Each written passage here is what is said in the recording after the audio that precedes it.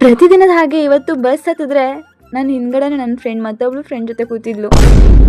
ಆಮೇಲೆ ನಾ ಬಿಡ್ತೀನಾ ಕಾಲೇಜಿಗೆ ಹೇಳ್ಕೊಂಡು ಹೋದೆ.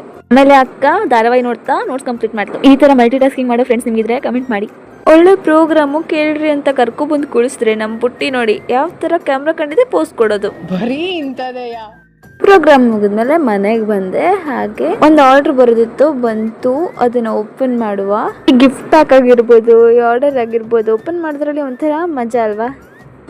ಲೈಟ್ ಹಾಕಿದ್ಮೇಲೆ ಈ ಬುದ್ಧ ಇನ್ನೂ ಅಟ್ರಾಕ್ಟ್ ಆಗಿ ಕಾಣ್ಲಿಕ್ಕೆ ಶುರು ಆಯಿತು. ಗೃಹ ಪ್ರವೇಶ ಸಲುವಾಗಿ ಮನೆ ಓಟೆ ಮರದ ಹೆಣೆ ಎಲ್ಲ ಕೊಯ್ತಾ ಇದ್ರು. ಅದಕ್ಕೆ ಕೆಲ್ಸದವ್ರು ಬಂದಿದ್ರು.